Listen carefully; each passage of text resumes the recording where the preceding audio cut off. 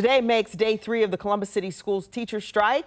Today also marks the first day of class for students. And while the teachers are protesting outside of Livingston Elementary and several other school buildings, their students are learning remotely from substitutes. We're certainly glad you're joining us today as we continue our coverage of this story. Right now, parents are wondering if there could be a deal to end this strike soon. In about a half hour, the teachers union and the school board are going to meet for some more contract negotiations. A federal mediator has called them back to the table. Meantime, resources are now available to make sure that children can learn remotely and still have a meal. 10 TV's Tino Ramos joins us as he spent the morning at one of the learning centers that opened today. It's the first day of classes for Columbus City Schools, but today those students will not be returning back to class physically. They're returning to the classroom virtually. And this happens at a time that the teachers continue to picket outside many of the schools. But we can tell you today that the teachers union and the district will sit down to try and end this strike. Matter of fact, teachers with the Columbus Education Association are walking the picket lines for a third day now. The district and teachers union will return to the bargaining table today for the first time in nearly a week. A federal mediator has called both parties to meet at 1 o'clock this afternoon.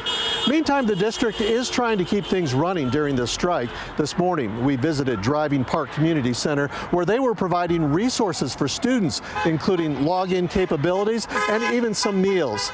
This parent brought her son to the center to begin school, one of 16 community centers in that area that will provide resources during the strike. Those are known as student support centers.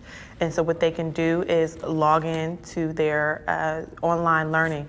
We're not teachers, we're not providing any tutoring services. We are just offering access to the Wi-Fi and a safe place to do it. Again, district officials as well as those representing the teachers union will meet at 1 o'clock today to try and hammer out a new contract. 10 TV will be there every step of the way. We'll bring you the very latest. Tino Ramos, 10 TV News. And also today was the start of the student support centers that will be open through Friday from 7 in the morning until 6 in the evening. Glenwood, Barnett, Schiller, and Linden are among those locations. You can find the complete list at 10tv.com. Right now, teachers aren't the only ones picketing outside of Columbus City Schools. We were outside Whetstone High School on Scenic Drive today as students held their own picket in solidarity. They told us they understand why the teachers are striking and they want better schools.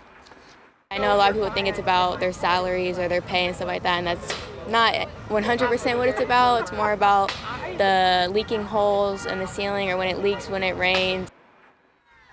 Several students, including the ones picketing today, told 10 TV they are not going to log in for class during the strike because they consider that crossing the picket line. District leaders reminded parents last night on a virtual meeting that anyone who is not in class will get an unexcused absence.